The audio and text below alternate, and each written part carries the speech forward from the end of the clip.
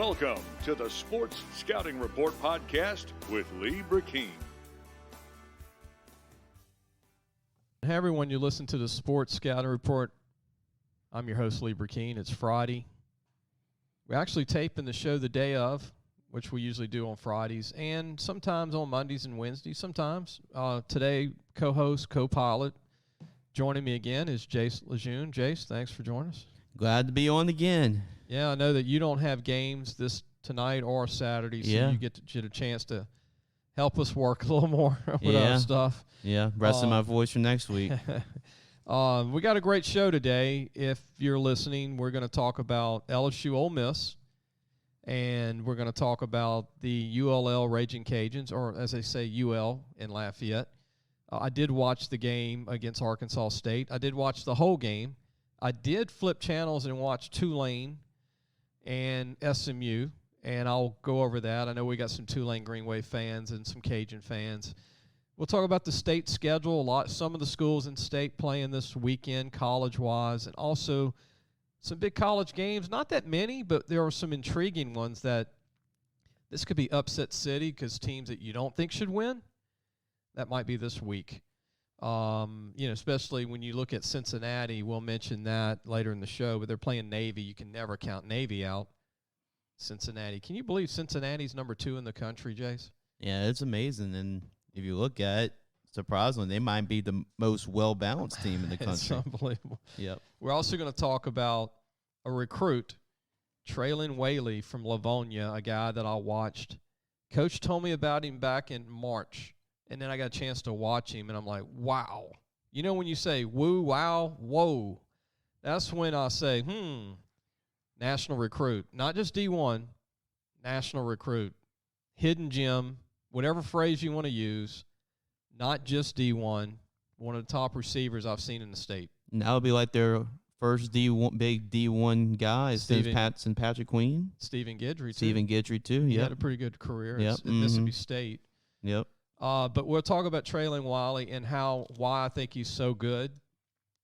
He's 6'6". I'm just going to do a teaser. And he's a receiver, not a tight end. 6'6", 6'5 and a half, 6'6". You're going through a lot of fades and jump balls to that man. We're going to go ahead and start with the show, introduce some sponsors. And I want to go ahead and mention our new sponsor, Gros Savon Lodge, the true sportsman's paradise. Gros Savon Lodge, fresh and saltwater fishing, Jace, alligator hunting, waterfowl hunting, eco tours. Located south of Lake Charles, Louisiana. You can call 337-598-2357 or go to their website, www.grossavon.com. And that's GROSSESAVANNE.com for more information. I appreciate their support. Also want to talk about Medine's Collision Center. Great people. If you need anything done paint-wise to your vehicle, car, truck, Chris and Dominica Medine co-owned and been owners since the 60s in Baton Rouge. You can call them at 357-7983. They're on Kincaid Avenue in Baton Rouge. Treads and Care Tire Company, locally owned and operated by Devin Hawley since 1971 and his family. Brakes, anything you need with tires, any tires, pickup delivery. They're on Hooper Road and Park Place Drive in Central, right outside of Baton Rouge. The number to call is 331-8144. And always want to thank John Harvey Toyota. If you're looking for a used car or a new car, check out John Harvey Toyota, Harvey Subaru, or Lexus of Shreveport in Bossier City. Tell them Lee sent you. Let's go ahead and talk about LSU Ole Miss. You know, back in the 50s, Jace, obviously it was the run by the late Billy Cannon. Yep. That made this iconic. You know, he wins the Heisman Trophy. He has this, like this Burt Reynolds run, the longest yard run, right? Yeah, everybody just, it's like the iconic run in college football. Yeah. Larger than legend. Yep. And, LSU wins a national championship. On Halloween. That's right. And, everybody was there, and people that are still alive are saying, man, I was there. Wow. That's amazing. I remember my mom and dad were there, actually. Okay. And I wasn't around yet. My parents were right. even thought of yet. Right. But the Ole Miss game, regardless of who's winning or losing, regardless if they have losing records, it's two teams that just don't care for one another, and they're intertwined by the state of Mississippi. There's a lot of ties with Mississippi and Louisiana. There's a lot of people that went to Ole Miss that has family here, and vice versa. Oh yeah. And so it's the talk, and people go to this game.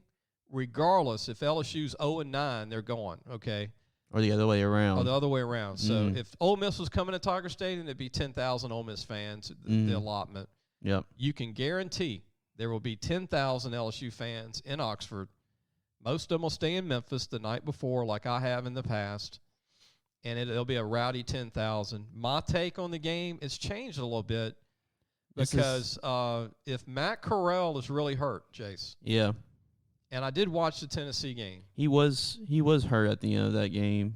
Even if he's not hurt, he might just be sore from running. Like he ran 20 times. Oh, he's going to play. It's just a matter of how healthy he's going to be. If he's not 100%, and I saw their defense had guys. Some of them were flopping, but they had some really real injuries in that game. Again, I think they were on the field 70 reps. That's a lot of reps on defense. Yeah. LSU, to LSU's advantage, they're coming in with excitement. Rejuvenated running game. Yeah, man. You got Ty Davis thinking he's going to do another, and I think he will. I think the game will be a toss-up. I still go with Ole Miss by 3, and I think it's I'm going to stick with it, 45-42, but I just think there's going to be times the whole game you think LSU's going to win it. Yeah. Because Ole Miss is just flat out exhausted, I think, on defense. And if LSU can run in the first half, they're going to be – that's why LSU's going to stay in it. Yep. I totally agree with you. But they're trying to win a Heisman for Corral, right? And they're trying to keep winning so he can do that. And he's still in the race based off everybody else in the country is not really sticking out right now. And you have to say right now he's probably the best quarterback in the country. And if Alabama loses another game, Ole Miss is still in the hunt. Technically for Atlanta. Right. So even though they lost to Alabama. Yeah, both teams have a loss. So the only way Ole Miss would get over Alabama is they go the rest of the way undefeated. Alabama loses a game before the SEC championship. Yeah, I still don't think LSU has enough DB talent with even a 75% Corral. I just don't think they can guard these guys, and I think LSU's defense I don't even think you can judge LSU's defense Saturday with everybody that's missing. Ollie Gay being out, Joe Evans out, Elias Ricks out, Stingley out. Right. I mean, there's a couple of other ones. So, I mean, I just don't think LSU can stop Ole Miss, but I don't think Ole Miss will stop LSU. It will be one of those games, the turnover battle. Whoever comes with the costly turnovers and stops, that's what's going to be the difference maker because both teams are going to move the football and both teams are going to score. And I hope I'm wrong. I hope it's LSU 45-41, something like that. But like remember last year? Yeah. They picked off Matt Corral. LSU picked off Matt Corral 5 times. That probably was the difference in that game. Yeah. If he is healthy and Kiffin's just blowing smoke, then, I still could be a smoke screen, yeah. I still keep the same score because Ole Miss, I never thought they were super talented. I just thought they played harder. And these guys they don't have depth. It just shows they don't have any depth either. Yep. I mean, Anderson, a few of their D linemen, a few of their DBs, I mean, they had some legitimate injuries against Tennessee. Yeah. I mean, they gave everything they had to win that game. Tennessee wanted it really bad. They've shown improvement. I've been really impressed with Tennessee. Looks like they're making some strides. Going to take a break, come back. We'll end our talk about LSU. Let Jace give out his prediction again. And we'll be right back. And we'll start talking about other state schools, college games. And I'll talk about ULL's game last night. And also we'll talk about Tulane. We'll be right back. Listen, whatever you're driving right now, Tommy Harvey wants it. Bring it in to Harvey Subaru, Lexus of Shreveport, Bossier City, or John Harvey Toyota. They're paying big bucks for all trades right now. They'll cut you a check right there. Tell them Lee sent you. Welcome back. You listen to the Sports Scouting Report.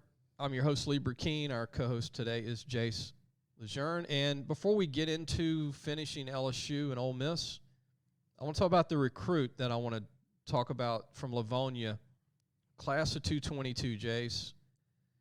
Traylon Whaley, 6'5.5", 215 pounds, has a vertical of 38 inches. He runs, let's just say he runs and looks like he runs a 4.5 legit at that size, which is moving. In the air, 50-50 balls, he's a man. He's a grown man, okay? He's unguardable in high school, and he plays on a team that's very young. I mean, they got 5 really good seniors, like really good, but the whole team besides that is really young. Yeah. So Livonia has a super young team. They got this gigantic, incredible senior receiver, and he wears number 21, jersey 20. It's not even on the roster for him. Yeah. Mm-hmm. I think he's LSU, like, all SEC good. He's a guy that an Ole Miss could come in here and grab, you know, a Mississippi State like they did with Stephen Guidry. Yeah, right. And he was a big, tall receiver coming out as well from Livonia. And it's not like LSU can keep signing a ton of receivers. No. They don't need. They don't need. But when you see a guy like this, when I do, I'm like, whoa. I don't know. Maybe find a way to, you know, make him a tight end and get him some more weight on in a year. Mm-hmm. Because he could become a tight end and probably play at 230 next year at 6'5.5", running 4.5. Yeah. Yeah, that's a freak of nature. Who's to say he couldn't be the Eric Gilbert that never happened, right? Mm-hmm. Right. And he's about to qualify. Coach said he's very close. I talked to Joshua Laborde. Actually, he's going to be on the show next week. That's right. And we'll talk about the rest of his team at Livonia, a great town. Have you ever been to Livonia? Oh, yeah. I've been to Livonia plenty of times. Yeah. I think you went for a couple of games for us, too. Oh, yeah. Yeah, I've been to a couple of Livonia games over the years. Don't eat when you go because they got some good food. They cook. They cook. But remember the name, Traylon Whaley, a 6'5.5", 220-pound, class of 222 senior receiver. And I think when Louisiana Tech and all these other schools figure it out, they're going to be like pounding on the coach's door at school saying, "Hey, can you get him out of class? We want to talk to him." Yeah, I think that's what's going to be reasonable for him, too. Like Louisiana Tech or a Tulane, they just come in there. ULL loves their big, tall receivers. Yeah. So I can see one of those teams at the end just getting a steal at the very end. And he's not a gym. And he's not a project for the listeners. He's not some recruit project. He's actually legitimate. Developed already. Just no one's seen him. He's a late bloom guy that didn't play prior to this year. Yeah, he's a basketball player as well for him. Yeah, yep. So he's really, you can tell he's got those basketball hands. Mm-hmm. You know, when he goes in the air, it's not like he's clumsy or something. You know, he's very smooth. Right. He's a good looking player. Definitely. Continuing on with college football in LSU Ole Miss, what do you think, Jace? Are you sticking with your prediction? Well, I'm going to use the reverse psychology here. Every time I pick LSU, they lose. Every time I pick against LSU, they win. So I'm using that philosophy. I'm going to go against LSU. And LSU can't get in a shootout with these guys. And I think that's what's going to end up being. It's going to be a shootout between Ole Miss and LSU. And Ole Miss is probably going to it's going to be one of those games they'll probably get the football last and they'll score. They'll have just enough possessions to win, and their defense will either get a stop or a turnover. I see it being a 52-45 type of game. And also got to remember, this is Ed Orgeron's last shot at his former school because he was head coach at Ole Miss as well. So, you know, he's going to go down he's not going to go down without a fight. Ole Miss is pulling out all stops. They're honoring Eli Manning.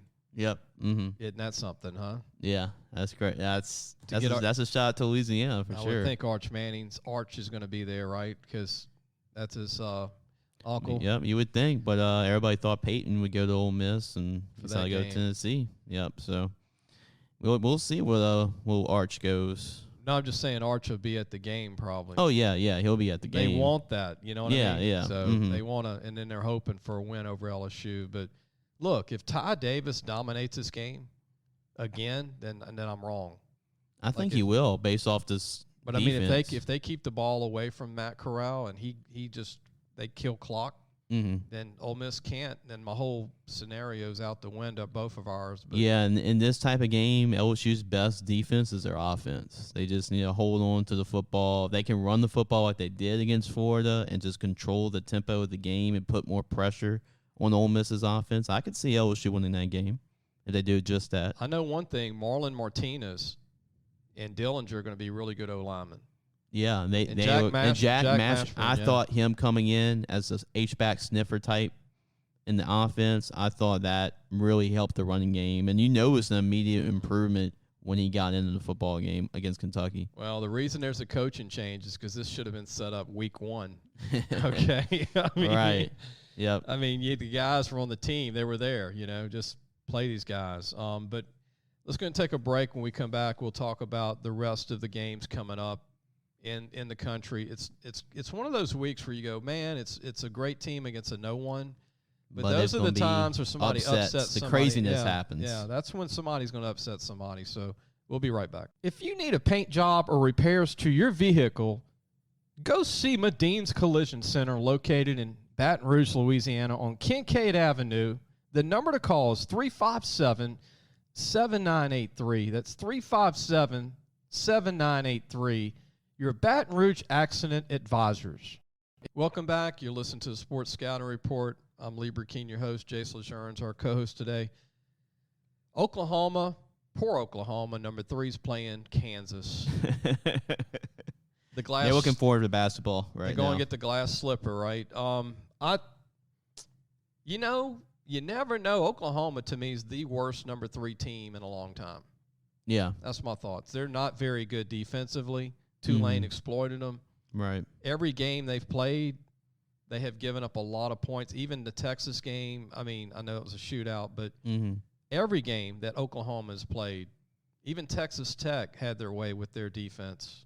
Yeah, but that's always been Oklahoma, and the good thing about them is that they found their quarterback, and Caleb Williams. He's the real deal. Man, at least they can rely on their offense scoring 60 again every single week. So they just need to score just enough against outscore their defense. Caleb Williams was on LSU's campus. Yeah, he was. Two different visits. Yep, he was definitely on their radar. He spent 4 days at LSU's camp. Yep. With Nussmeier. Right. Well, you're going to have to sign one or the other. Right. So and Nuss is going to be a good quarterback. Yeah, he is. Oregon, number 10 is playing unranked UCLA. Oh, and LSU ran into that UCLA train week 1, and when LSU was a ranked team and they were unranked. But, yeah, this is going to be one of those games that might decide who goes to the Pac-12 championship. Oregon's not a good number 10. No. I mean, they're not. They lost to Stanford. Stanford exploded them, yep. UCLA can beat them. This is a game that I think is going to be the game to watch. Yep. The game that I can't wait to see besides LSU, Jace, is Pittsburgh-Clemson. Yeah, that's going to be a good game in the ACC. And nobody's really talking about their quarterback, but he's really good at Pittsburgh. Yeah, he's actually going to be a high draft pick. I saw him play last year against Notre Dame. I was really Joe Burrow kind of impressed with him. Pickett is his name? Pickett is, and he's very astute to the game. He's got a really live arm. He's a tough guy. He reminds me of Kirk Cousins. Okay. Yeah, that's a good comparison. Very, very much competes. When I mean competes, you can knock him down. You can say, oh, this guy's knocked out. He gets right back up and throws bombs, and he can run. He's good. And I think Clemson, if they lose this game, panic button maybe over there a little bit because they're not used to being in this position now. What, maybe 7 years now or 8 years ago? They may have lost 3 games. Yeah, when Dabo took over as the interim coach, and like the early years of Dabo, they were trying to really establish the program. Taj Boyd and Sammy Watkins and those guys. And the Springboard was beating LSU in a bowl game. Yep, right. Yep, it was the Chick-fil-A Bowl. That's when Clemson started turning the corner, beating LSU in the Peach Bowl. Oh, I remember that game. Alabama and poor Tennessee. It's going to be at Alabama. You know when's the last time they beat Alabama, Tennessee? Nick Saban was with the Miami Dolphins. That's been a while. Been a while for the Vols. Philip Fulmer, maybe, way back. Yeah, I think so. I'm not even sure who the coach for Alabama was at that time. Look, I'm going to be honest with you.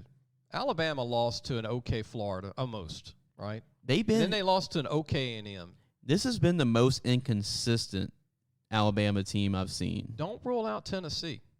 And Tennessee's been very much improved. Yeah, if their quarterback's healthy to go, he's 6'4", 240. Yep. I mean, Hooker, yeah, right. Yeah, he came over from Virginia Tech. Yeah. He impressed me against Ole Miss. Yeah. By the way, Pittsburgh is at home, and it's going to be cold, so that's not good for Clemson. And Clemson's been sneaking by on a lot of these games. They've been sneaking by. My favorite stadium name, Heinz Field. Yep. They play where the Steelers. Capital of the world there, man. Yeah, they play where the Steelers play. Number 3, Notre Dame. Don't count out USC, even though they don't have a coach. Notre Dame's not a great 3 to me right now. They're kind of. Are they like let's see, 13? I'm sorry. Yeah, 13. Yeah, that's right. But not a strong 13 in my opinion. No, they're not. They're not really a strong 13. But USC, Notre Dame. I mean, as far as all the history, national championships, Heisman's. I mean, that's like one of the biggest rivalries in terms of all of that. It's in South Bend. It's going to be cold. Yep. North Carolina State, number 18. Yeah, they've been pretty good this year. This might be the final game the Miami coaches have jobs. Yeah. This could be it. This might be the Ed Orgeron week for them, right? So, they're not happy with the coaching staff at Miami. Right, which has been a shame because their recruiting class has been pretty good. They just, it's been tough trying to developing those guys. North Carolina State, Mississippi State game was a great game early this year, right? Mm-hmm. Yep. You got Louisiana Tech, Jace, against a ranked UT San Antonio.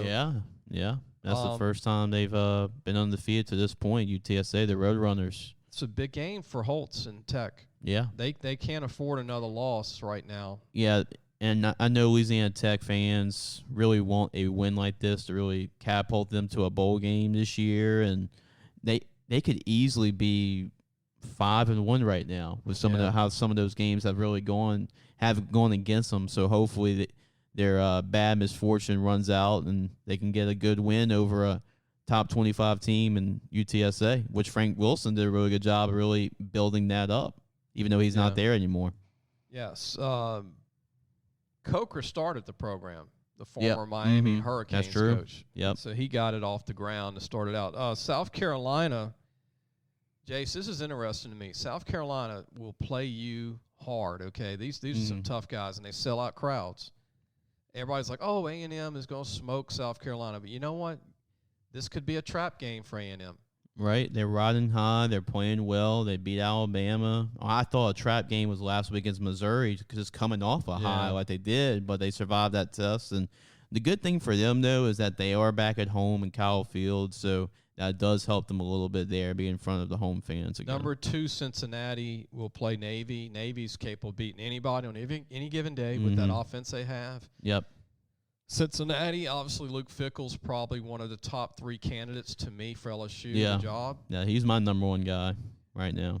I think he's my 3rd guy Okay. Behind the Oregon coach and continuing to say, let's go after Dabo, like stay on that guy. So Dabo could change his mind, but they can't get Dabo to leave Clemson.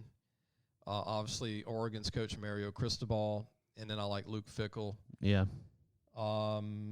Brigham Young, Washington State. Here's what's unique: Washington State does not have a coach now. Yeah, that was an interesting developing story. Half the staff's gone. Right. So they're going to coach a game with grad assistants playing Brigham Young. Right. There's her chance. Right. Final game nationally. Number 8, Oklahoma State. Iowa State. Toss-up to me. Even though Oklahoma State's number 8, I still think this is a toss-up. Yeah, nobody really knows what to really think of Oklahoma State because even though they are undefeated, they won a lot of close games. So you don't really know what they're really all about. And Campbell against Gundy. Yeah, that's right. That's right. Gundy's got to have more luck. He's been in the hot water 3 out of the last 5 years. His coaching jobs being maybe open. He's got 9 lives like a cat. Well, it has to do with the mullet, Lee. It's all about the mullet. I mean, his name's been brought up as on the hot seat 3 out of the last 5 years. And every time he's on the hot seat, he pulls it out. Yeah, he does. Southern plays Prairie View A&M. That's a rival game, Jace, for them. Yeah, it is. That's a big rival between two HBCU programs, and I know that they're going to pack the Bluff on Saturday. South Alabama and Mobile's got a good team. They're playing ULM, who's coming off that big win over Liberty. Yes. I mean, they were like 26-point underdogs or something crazy like that, and they beat a team. Hugh Freeze is the head coach of Liberty, and they have a really good quarterback that transferred from Auburn. Is a really good quarterback for them, for Liberty. And, yeah, that's a huge win for Coach Bowden and the Warhawks, and probably one of their biggest wins since when they beat Arkansas a couple years back a while ago. That's probably their biggest program win since then. And I like the West Virginia TCU game. I think that's an even game as well. Both teams are kind of underachieving. Yep, in the middle of the Big 12, but they are both those teams are capable of pulling an upset and making things. Finally, Southeastern as that Northwestern State in Natchitoches. Yep. Southeastern's having a great year. Northwestern not having a great year. Yeah. I think it could be a good game at Northwestern. Yeah. And I actually called the game over the spring, and if it wasn't for 3 blocked field goals from Northwestern State would have been Southeastern. But that was an instant classic, and that's going to be part 1 of part 2. Actually, part 3, because they played in the spring, and they're going to play 2 more times. So they play Northwestern, but Southeastern's offense is red hot right now. And they get to play again, which I'll be calling that game in November, I believe, when they go back to Southeastern when both those two teams play. We're going to go ahead and take a break. When we come back, we're going to talk about high school football games from Thursday night and also some tonight. We'll be right back. Be sure to take your car and truck for all your tire needs to Treads and Care Tire Company located in Central.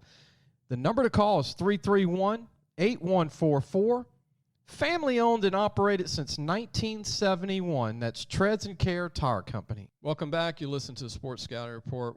This segment is about high school football, and we're going to recap some Thursday statewide games. Jace, talk about some Thursday games that were completed last night that were pretty interesting. We're going to talk about some North Louisiana games that stick out and South Louisiana.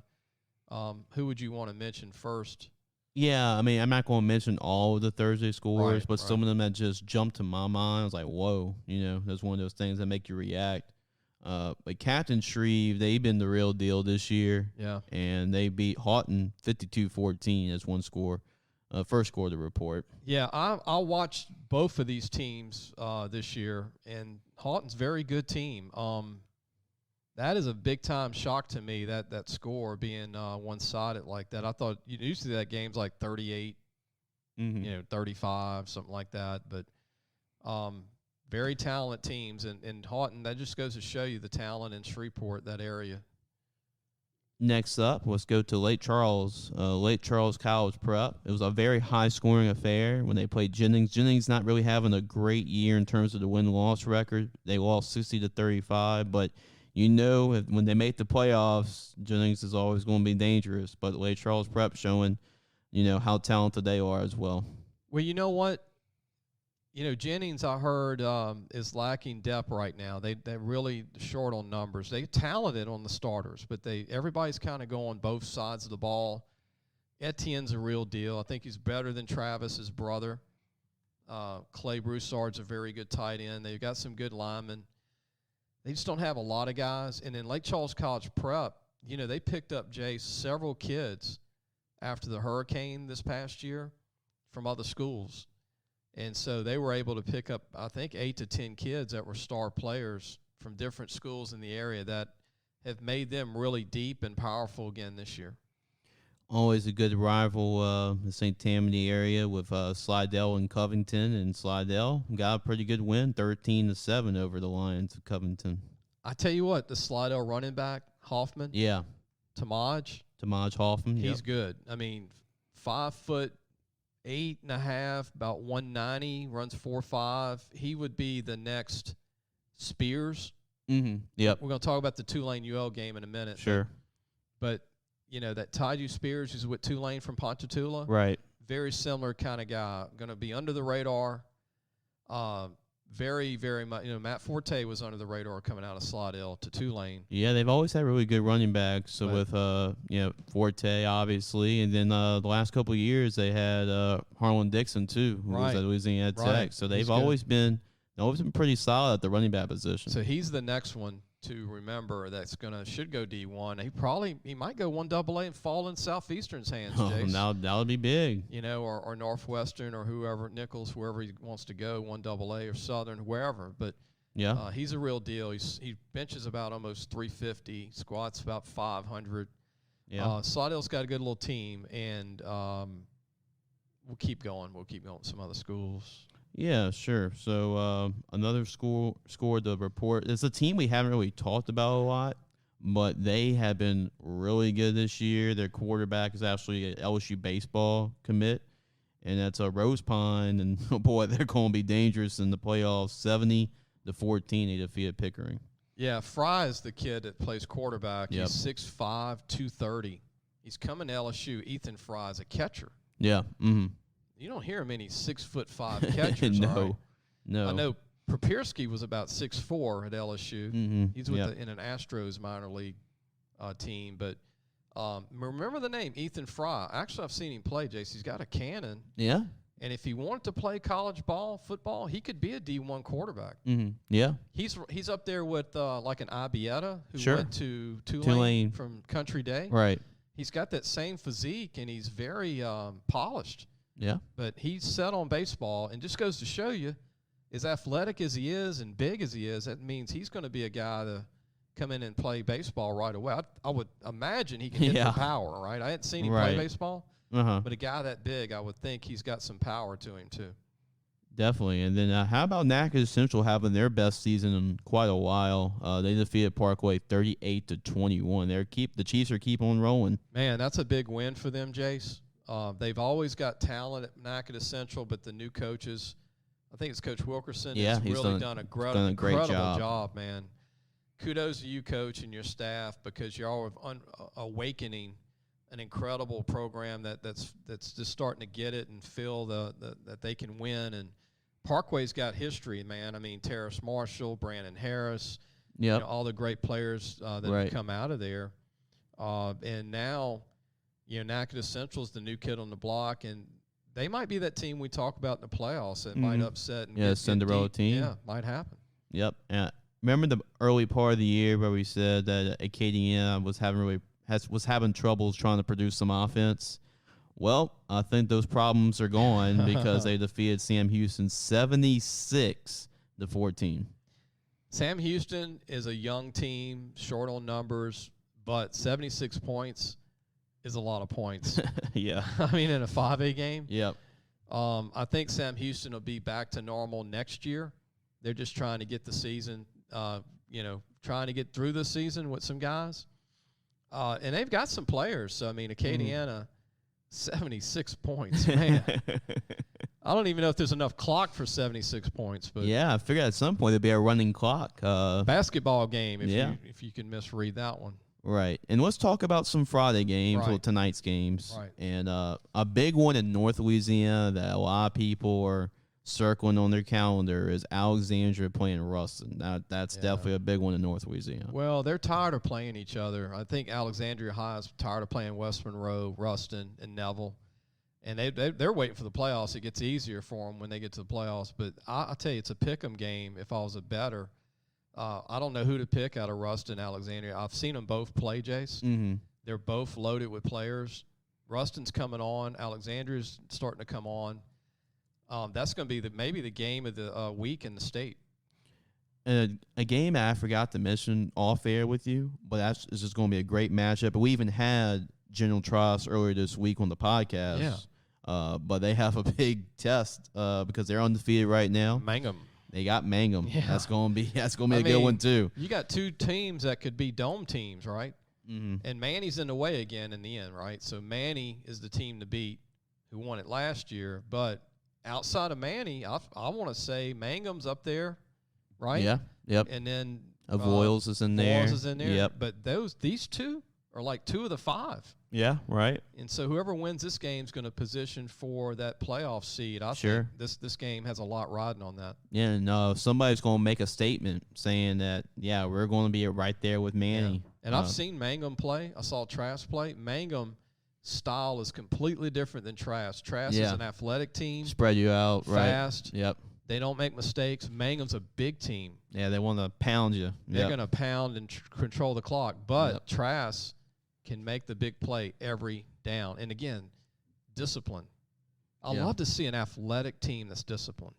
That's dangerous. That's if you get both, that's like in the car. An athletic team that's very disciplined. It's tough to beat, and it showed why. Yeah. Another big game is really two areas coming together, so it's like a cross-area type of game. Yeah. Brother Martin from New Orleans, they got the defending Class 4A state champs, Karen Crow. So Karen Crow, Brother Martin, that's going to be a big game tonight too. Well, Bonice is not scared of competition. No. And he's so close. I mean, if I'm pulling for him, I'm pulling for the Crusaders because, man, if it wasn't for Catholic High Baton Rouge and John Curtis and some incredible teams they've had, they would be in a couple of state title games, Jace, the last 3 years. Yeah.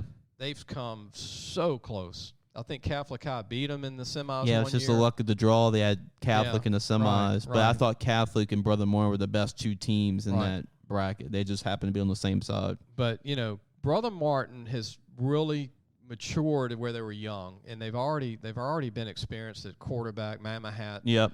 And they've got some good defensive leadership there at linebacker. Sure. And defensive back. Yep. I think this is going to be a great game. This will be the best game in South Louisiana. Yeah. For this weekend. The best game in the Baton Rouge area, speaking of South Louisiana, it's a district game, and it's always been a really good one back when Lindsey Scott and Levi Lewis were playing against each other in those classic battles. But, yeah, Scotlandville and Zachary. And that's going to be – most likely that's going to be for the district championship too. Well, you have – here's what's interesting, and we haven't mentioned his name yet. But the quarterback at Scotlandville is a national recruit, and he's an underclassman, yeah, too. TZ, yeah. TZ is 6'3", 215, and runs like he's 170. And he's smooth lefty, right? Yeah. TZ is a phenomenal player, okay? Right, because everybody's talking about Eli Holstein, and deservingly so, but, yeah, I mean. You know who he reminds me of in build and movement? TZ? Justin Fields. Okay. From Ohio State. That's pretty big. Yeah. I'm talking about just smooth and same size, and the way he throws the ball, the way he runs, his calm, his very calm, and you can't rattle him. Now, Zachary's got a junior in Holstein, so this is the quarterback show. Yeah, just like it was a couple of years ago. Yep. And I can tell you right now, Zachary coaches are worried. Scotlandville's worried. They're both just like they're amped for the game, but this is the game that's like, whoa, okay, let's make a statement. Scotlandville's got a lot to prove because they've lost a couple of games that they might have should have won. Right. And Zachary wants to prove that they're still dominant. Yeah. And so if Zachary loses this, then, it's not going to be it's going to be more of like a, let's say, momentum change. Yeah. You don't want that in your district. So, and you need your seeding to win this game. This is for sure. Possibly for district, right? Yeah, that's possibly for the district title, but both teams. I know that Scotlandville's in at 3-3, and Zachary's still undefeated. But this will be a phenomenal game. Yep. Scotlandville play to another level. Yeah, they're definitely one of the most talented 3-3 teams that you'll see around. Yeah, I mean they're a state championship ball club, and we'll see. Look, they're both ready. Because each team, Jace, outside of Catholic of Baton Rouge and maybe West Monroe, maybe Brother Martin and Jesuit and Curtis, everybody they've played up to now is a big-time program. Yeah. So they're battle tested. These guys are ready to go. Yeah. There's so much battle tested that district play is like whatever. Yeah, whatever. It's just another big game for them. Yep. And a big game that's happened in Thibodaux tonight is E.D. White. They play Lutcher. Both teams are undefeated right now. Lutcher really beat the doors off of St. James. It wasn't even close. Yeah, I was shocked. And E.D. White's having a really good season, and they dominated Donaldsonville. Yeah. So these are two really good teams that nobody's really talking about right now. I watched E.D. White. I'll tell you about. I watched him 2 weeks ago. Very disciplined. Actually, the O-line's got some size. They're pretty big on O-D line. they've got some skill guys, and you know they're young, Jace. They're a very young team. And so this could be a 2-year run for E.D. White. And then Lutcher is starting to come on. They have an underclassman quarterback that's a recruit. Yeah, Winfield. Winfield's a big guy, 6'2", 215 pounds. I'm going to speak for Lutcher this coming Tuesday. Yep. To the quarterback club, which I always enjoy that. Hopefully I won't gain 25 pounds when I go. But talk about good food. The food is the best. Yeah. But they sure can tailgate at Lutcher. This will be a great game. I agree with you. I think this is going to be a really, really great game. And then when we talk about the Dennis Dunn Bowl, that's North DeSoto against Evangel Christian, because he's coached now at North DeSoto and was obviously a successful coach at Evangel Christian Academy too. Well, what's interesting about this, I've seen North DeSoto this year and Evangel. Evangel's a young team that's really got 1A talent right now. And I hope Dennis Dunn takes it easy on his whole program. Yep. Because Evangel's, the whole team's freshmen and mostly freshmen, sophomores. I think they got like 3 seniors, Jace, on the team. North DeSoto, like I said, this could be a game where, North DeSoto, they're really good. Yep. And so, hopefully the score is not too bad in the end. One more game I want to throw out to you, and that's the North Shore area. This is another game we didn't really talk about off air. Yeah.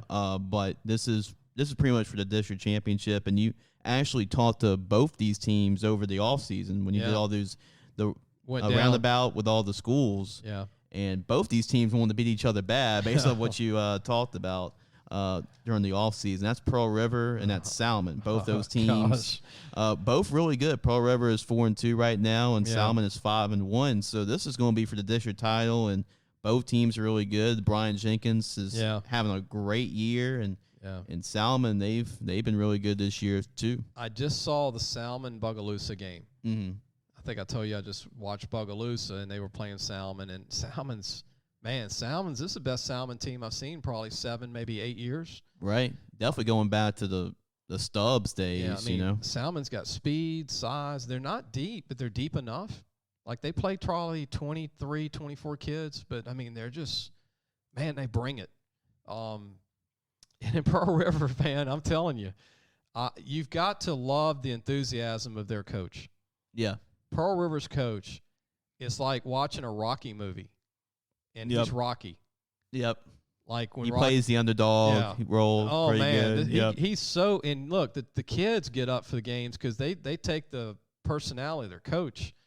And Salmon's coach, man, he's pretty tough guy too now. Oh, yeah. That's why both those teams are really tough. So this is going to be a very intense game. Yeah, not a lot of love lost between the both of them. No. Yep. Pearl River doesn't have much of a drive to go to Salmon. It's not like they say in Louisiana, down the road. So going to be fireworks in this game. And I'll tell you what, I could see a game being like 10-7.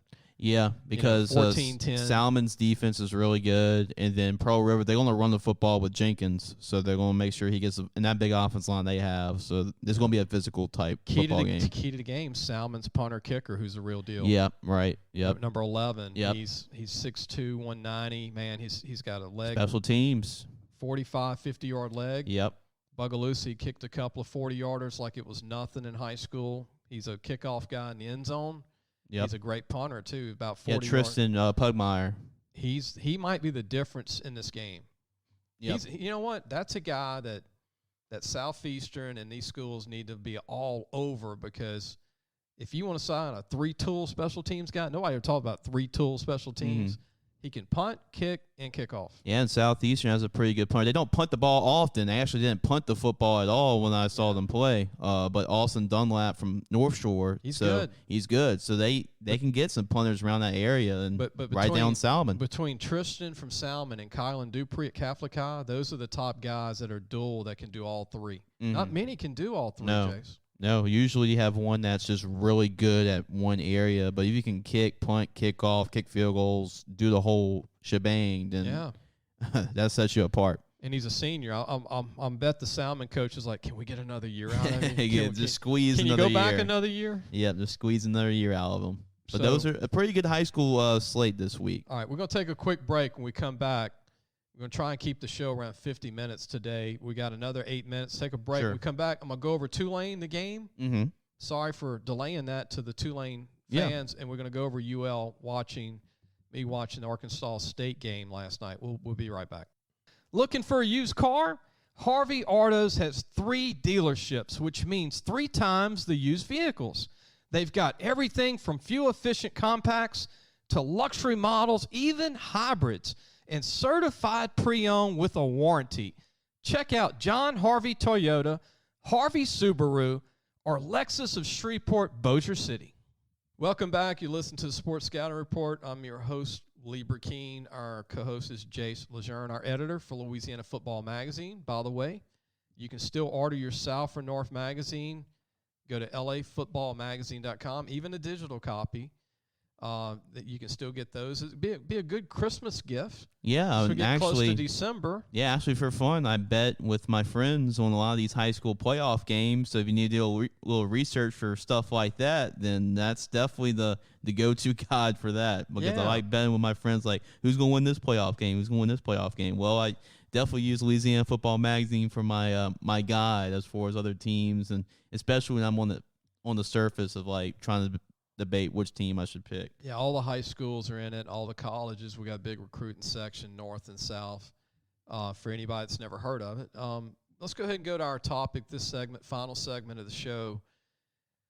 Recap Tulane's game last night that I watched, Jace, and UL played Arkansas State. Tulane played SMU, Southern Methodist. Let's start with Tulane. Man, first of all, let me just say this. Tulane might be the best-looking 1-6 team yes. in a small D1 conference I've seen this year, but the worst luck. And playing Ole Miss in Oklahoma took a lot out of them physically. Yeah, I thought that Ole Miss game really took a lot. And Oklahoma. Yep. Mm-hmm. Yeah, they did. But they responded the next week with a pretty impressive win. And then after that, they played Ole Miss, and they just played a incoming train in Ole Miss. Well, let me put this out there. Coach Fritz, call me if you need help as a consultant in the recruiting outside of your staff, because I think they need some more Louisiana guys. They did build this based on having to go out of state. Yeah. But I think it's time to now change to go in-state more. There's a lot of players in the state. They don't have the depth still, Jace. Mm-hmm. They were out in the second quarter. Their defense don't have the studs like the teams in their conference, like Houston. SMU. Cincinnati, right. SMU looks like they're at another level than Tulane right now. Yeah, and actually I think the number one passer in the country as far as yards and touchdowns is Tanner Mordecai from SMU. And his backup, Stone, was the number one quarterback in Texas last year, not Nussmeier. Yeah. He signs with SMU. Wow. He gets in the game in the last series, mm-hmm. and they score. Now, it was a late score. You know what I mean? Sure. It's kind of like, why are you putting more points up? But anyway, SMU physically looked like a different level than Tulane, talent-wise.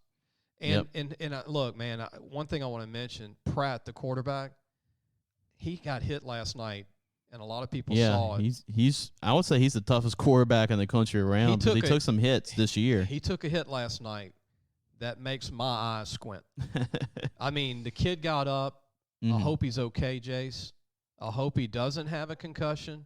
Yeah. But he took a hit. When I'm telling you, it wasn't in the head, but it was like it launched him. Yeah. Mm-hmm. And, I mean, it was scary. This kid's taken some big-time hits all year. He has. Watching that Oklahoma game, he took some big hits in that game. And they got to protect him a little more, or he's got to learn to get down. Yeah, he does tend to run the football, and he has, like Joe Burrow said, that linebacker mentality when you run the football as a quarterback. He does have that too. He needs to slide down a little bit more. But the good thing is Tyju Spears is young. He'll be back from Ponchatoula. He'll be an NFL running back. Yeah. They have their other running back who's only a young guy. Yeah. They got some good receivers. They're young, but they do need more talented linemen. Mm-hmm. Yeah. O&D line is not at the level of a lot of these teams they're playing. They have skill guys. Right. They have one or two. I mean, I know Corey Dunwood's Dublin's been a really good player for I'm them. Saying but they need more depth at the offensive line. They do, and they're very athletic at DB, and they've got some good linebackers, receivers. Yeah, I know developing. They lost 2 NFL guys on the defensive line, so they're still trying to really rebuild that. But recruiting in that conference is a whole nother level now. Yeah, like you have to recruit to what Cincinnati and SMU. It's a good conference. I mean, Cincinnati, Houston, SMU, Houston, UCF. I mean, it's a pretty good conference. It's tough. And to turn the page here, talk about UL, the Ragin Cajuns. That running game. Look, they didn't even play well. And I think the Cajun fans would agree with me, and they still win, okay? They just found a way. The mark of a good coach with Napier is that they always win close games. And the reason they win close games is because when they get the ball, they just shut it out. I mean, they just – I think that Levi Lewis is a great kid. I think he's a great leader. I think he's a great game manager. Yeah. I even think he has a good arm, but throwing the ball down the field, he struggles. Yeah. And – the only thing that they miss right now is being able to throw the ball downfield easily because they can run at will on people. Oh, yeah. And they're 2 running backs. And you have Chris Smith. You have Montrell Johnson, the freshman from De La Salle. I mean, that's as good as a 1-2 punch there is. They're phenomenal. They're going to be NFL running backs like Spears from Tulane. Yeah. And UL's O-line, everyone's going to be in an NFL camp. Oh, yeah. UL's got probably 7 NFL guys on their defense. They might win the Joe Moore Award this year. I heard that they were one of the finalists already for that award. Who thought I was crazy 3 months ago? No, I believed you. I believed you. UL has a better O-line than LSU. Yeah, I believed you. I mean, from the summer, I believed you. But that gets back to LSU not recruiting the state as deep as you need to. Because all 5 guys on UL's line are from Louisiana. All 5. And guess what? The young one, A.J. Gilly. Yeah. Remember when I was... Oh, yeah. He was on the cover of a magazine a couple years ago. He is phenomenal from Natchitoches Central, 6'4", 290, 5 flat. He wasn't ranked. And people go, well, if he's not ranked, we're not paying attention to it. But guess what? He's starting as a freshman for UL, and he'll be in the NFL. And he was starting out. I think their 6th guy. And he got into the starting rotation, and he's really good. Is UL following everything I say or something? Because everything I've listed is on their team. But Vallow came in as a walk-on. From Como. From Como, and he's one of the best centers in the country. And I was high on him in high school. Yeah, that's amazing that he wasn't offered a scholarship coming out. And they got a couple of Neville kids on the O-line. They've got you got the kid from St. Helena. He's a possible first-round pick. Yeah. I mean, these are Louisiana guys. It's not like we got a ton of them on O-line coming out. But, again, you got to recruit Louisiana a little harder. That's LSU too. Yeah. And Napier's like, okay, give me these guys. If you're letting me have them, I'll just go 9-10 wins every year in Lafayette or better. If you disagree, just look at the numbers. Chris Smith had 238 yards rushing. He averaged 10 yards a carry. Yeah. And then Montrell Johnson had 150 yards rushing. This was last night. Yeah. Against a good Arkansas State team who didn't have a good record, but they're a good team at home at their place. And he averaged about 9 yards a carry, and he showed shades of Tony Dorsett with a 99-yard touchdown run the other night. So they can run the football. But I'm going to tell you, UL's defense has 7 NFL guys on it. Yeah. Okay? If Kentucky played UL tomorrow on a neutral field, I'm just throwing this out. I'm talking about Kentucky. It's a toss-up if Kentucky can't stop the run game of UL, which possibly could happen. Kentucky beat LSU. All right? It's just an example I want to throw out. Now, people go, oh, they're in the Sun Belt. They're dominating the Sun Belt. Mm-hmm. Yep. And since Coastal Carolina lost to App State the other night. Yeah, they're going to be on opposite sides of the ladder. Right. I mean, that's going to be the Sun Belt championship anyway. Game. Now, Appalachian State kind of put their name in there by beating Coastal Carolina. And the Ragin Cajuns only have one loss to Texas. Yep. Mm-hmm. And they did beat, which, if it's against Appalachian State, UL handled Appalachian State easily. Which has never happened they've always been fighting to win these games. And Appalachian State was like the top of the conference. Now it's Louisiana. But, yeah, there's a good chance they play again because Appalachian State has a head-to-head over Coastal Carolina. Well, I'm going to tell you this. Lacey at receiver from Thibodeau. He's a high NFL draft pick one day. They've got some, LeBlanc. I got to mention this. Peter LeBlanc, who played at Catholic in New Iberia. Yep. I think if I hear one more announcer from ESPN calling LeBlanc, I'm going to freaking call or email these guys. Yeah. This is the 5th telecast where they've called him LeBlanc. Yeah. Not LeBlanc. Yeah, I guess. I mean, it has to be LeBlanc unless they won't. I mean, it has to be LeBlanc. In Catholic of New Iberia, yeah. Mm-hmm. Yeah, I mean, but it's amazing they can't spell his name after that many TV broadcasts. Yeah, and my dad wanted to give a shout out to Percy Butler because Plaquemine, he looked good last night. Yeah, he's been starring for him and he's been looking well, and yeah, he's been having himself a pretty good career at UL. I'm glad you mentioned that, Jace, because I wanted to mention him. I was going to forget, but he's a 6'2" kid.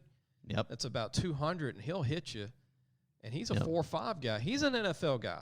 Yeah, right. I mean, he's another Plaquemine guy like Brian Mitchell that came out of there and Gavin Gottschall. And Right. I don't know. Did Nelson Jenkins ever go anywhere from LSU? He's believe it or not, he's at Southeastern. Really? Yep. Mm-hmm. With the rest of those Plaquemine kids. Right. It's like Plaquemine U over there. Plaquemine U, yeah. Yep. Because Austin Mitchell's the #1 receiver right now for Southeastern. Well, maybe Nelson will turn it around at Southeastern. Yeah. Because he's 6'3", about 300, and he can run. So, maybe it'll happen. Yeah, he's playing a little bit. He's playing a little bit for him. Got another year left at least, maybe 2 more. Mm-hmm. Yep. I didn't know that. Yep. Oh. Yep. He's in the 2 deep or starting? He's in the 2 deep. Yep.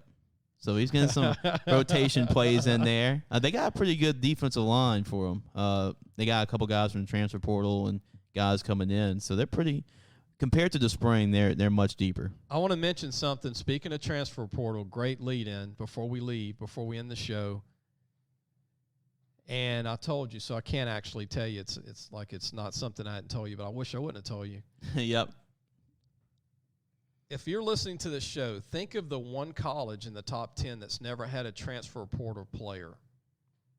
Well, I'm not going to say it. You already told me the answer. I already told you. Clemson's never signed a kid from the portal. Yep.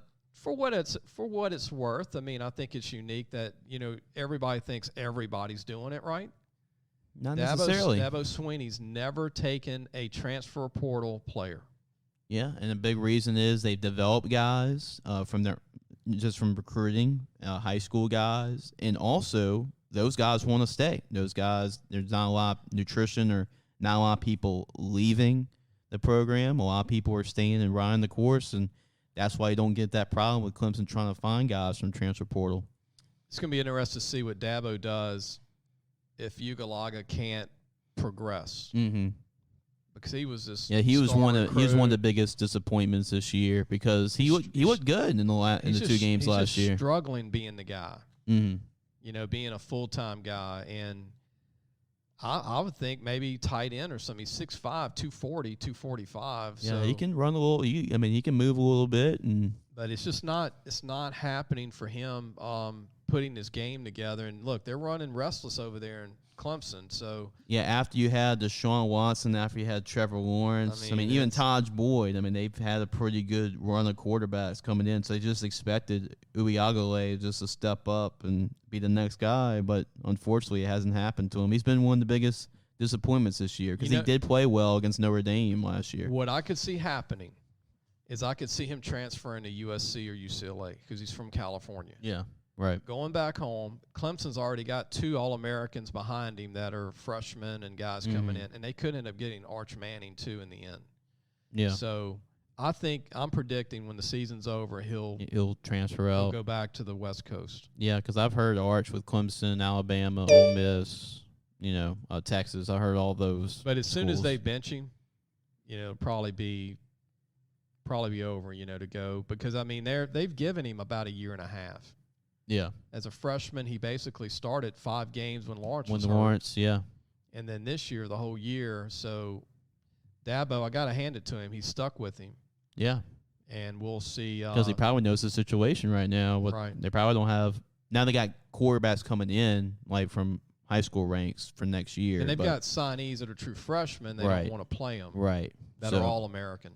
So you just have to ride with Uliagale for the rest of the season. Yeah. See how he improves. It's really all audition tape for him for next season because he ends the season pretty well. Then he puts himself in position to be the starter again next year. But if he ends up in the Pac-12, he might end up being a great quarterback with less pressure going to Stanford, or USC, UCLA, or maybe a Cal. You never know. Because he played at St. John Bosco. Is that yeah. He could end up at Oregon. You never know where he goes. Right, West Coast. Yeah. Oregon State, Washington. Right.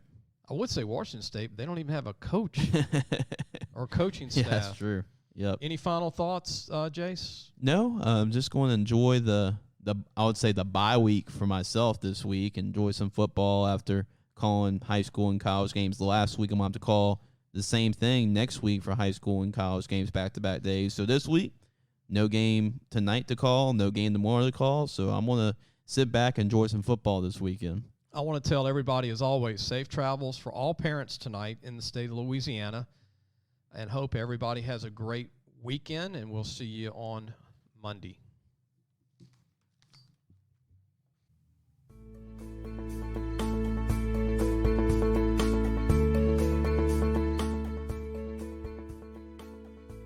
Thanks for listening to the Sports Scouting Report podcast with Lee Brecheen.